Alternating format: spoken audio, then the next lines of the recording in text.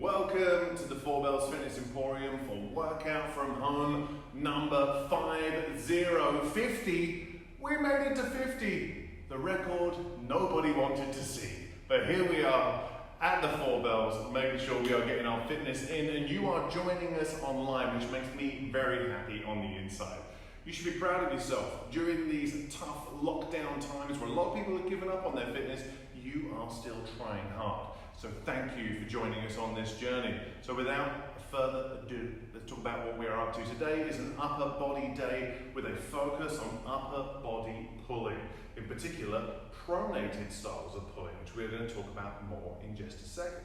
To get us ready for our pulling today, we are going to warm up with 3 lovely movements, which I like a lot. We're going to start with shoulder dislocates, a great barometer for the shoulder. How do the shoulders feel generally? And we're going to go from there into the Hindu push-up. I like the Hindu push-up as it allows us to transfer from a near vertical overhead position, transversing? Maybe moving through a horizontal plane and then back into almost to a vertical plane again. So it really gets us to explore the whole shoulder in a warm-up. And then last but not least, some T-spine rotations, trying to unlock tightness in the upper back, which will hopefully give us a little bit more freedom when it comes to scapular retraction and elbow drive back when we are doing our vertical pulling. So for these 3 exercises, we're doing 3 rounds. Let's take a little bit of time to see what those 3 look like. For the warm-up today, we don't need much. We are doing 3 movements in our warm-up today. Shoulder dislocates, Hindu push-ups, T-spine rotations. We need something for our shoulder dislocates. So I'm going to use a band, but you could use a PVC pipe, you could use a broom handle, your old belt, whatever it happens to be. For the Hindu push-ups and for the T-spine rotations, you don't need a mat, but it's a little bit nicer if you have one. With our shoulder dislocates, we're going to do 10 reps today. The band is a bit more forgiving in terms of movement through the shoulders, because if you are tight in certain areas, whether it's the pecs or the lats, you're going to find that the band is going to move around and help you move. When you're on a fixed position, like a bar or a broom handle, that's better, you'll find it's going to be more challenging to get those shoulders to move around those immobilities. So if we can, ideally, through every few reps, if I'm feeling pretty good, I should be trying to move the hands in. But of course, that means keeping arms straight and in a nice position. I'm not coming over and bending the elbows and doing weird stuff to get into position. So bear that in mind when we're doing our shoulder dislocates. From here, when it comes to Hindu push-ups, we're almost like doing a little warm-up for the pull-ups we're going to do in our strength piece. In the sense, I'm going to have my knees at the end of the mat, reaching the hands forwards, and I'm almost imagining that I'm doing a pull-up. So I'm using the lats to pull myself forwards, transition over the hands, bringing the chest up, dig the toes in, hips up to the ceiling, opening the shoulders, driving the heels down, knees down, butt back, and again, trying to imagine I'm pulling myself forwards as I do my 5 Hindu push-ups today. Last but not least, some T-spine rotations. With a T-spine rotation, I'm going to look at my hand, thread the hand through, reaching for the wall in front of me, bringing my ear to the mat, and then from here, keeping my eyes on the hand, I rotate up to the ceiling. Thread the hand through, ear down to the mat, rotating up to the ceiling. We're going to do 5 each side. So 10 shoulder dislocates, 5 Hindu push-ups, 5 per side of the T-spine rotation for 3 rounds in warm-up number 50. For the strength piece for workout from home number 50, very simple. We are doing 5 sets. Each set is 3 minutes long, split into 2 90-second windows of time. So in our first 90-second window of time, we're going to look at some kind of pronated pulling for 45 seconds. We're going to spend a little bit more time talking about that in our video to come. And then next, in my next 90 seconds, I'm going to look at some push-ups or some one-arm push-ups for a total of 10 reps today. So, with these 2 exercises, there are some subtle nuances that we need to think about depending on what your options are. So let's take a little bit of time looking at both of those exercise options. So for pull-ups today, or upper body pulling, we are looking to use a pronated grip. So imagine you are riding a motorcycle or a bicycle. The answer is palms facing down and to pronation. So that with a pronated grip, we're going to find that it's going to be less on the elbow flexors, so a little bit less work on the forearm and the bicep, and a bit more work on the lats, the large pulling muscles of the upper back.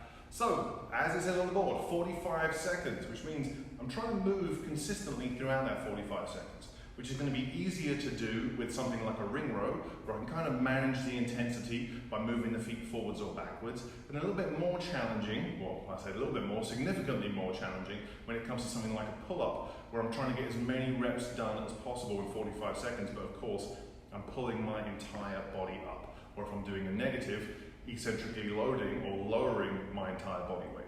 So of course, play around with how you want to mix and match those. When you're doing pull-ups, do you want to do a few pull-ups and then do a few negatives? Do you want to just do negatives? Do you want to do negatives and ring rows?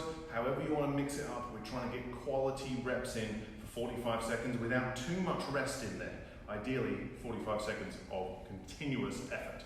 If I'm doing ring rows or TRX rows today, as I said, we're setting up to make sure that the hands are pronated.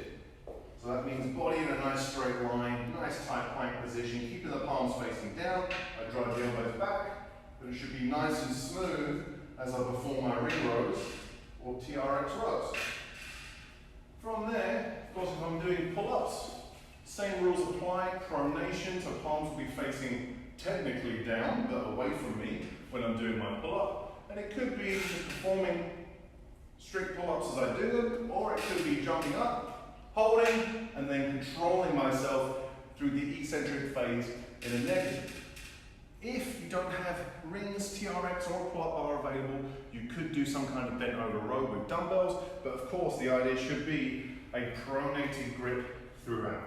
So 45 seconds of straight pulling, and then once we're done with that, we've got 45 seconds of rest before we come into push-ups.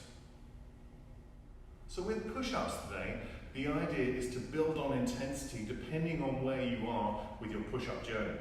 So that means, for example, if you are doing push-ups on the stairs or on a box, the idea across the 5 sets is to try and move a little bit lower if that's possible. If you are doing full push-ups now, and you can do 10 push-ups on the floor, can we move to a different version where those 10 reps get more challenging? How do I know it's time to make it more challenging? I would say if you can do reps 8, 9, and 10 with relative ease, you should be moving on to a harder version.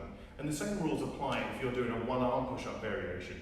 If you can do reps 3, 4, and 5 with relative ease, you should be moving to a harder variation. So as always, when I'm doing my push-ups, hands should be shoulder width. I would imagine I'm trying to bend a bar, which puts the shoulder into external rotation, and that's where our hands should be when we're doing our push-ups. So it could be 10 push-ups on the floor, it could be 10 diamond push-ups, still keeping the elbows nice and close. It could be diamond push-ups with one leg in the air. It could be a variation of a one-arm push-up. It could be making it variation harder.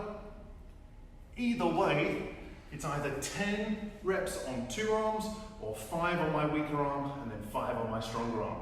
That's our strength piece today. For the conditioning piece today, a non-stop AMRAP 10 minutes of fun times where we have a couplet of ideally dumbbell movements. We are going to do plank rows for 5 reps per arm, alternating, so 10 reps total, and then from there into a dumbbell thruster for 10 total reps. So it's as simple as 10 plank rows, 5 and 5, and then 10 thrusters back and forth for 10 minutes today.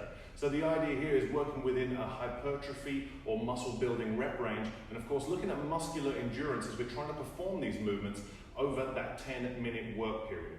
So let's take a look at plank rows, let's take a look at thrusters and see how they should be done in the conditioning piece today. So with today's conditioning piece, we don't need much to get the job done.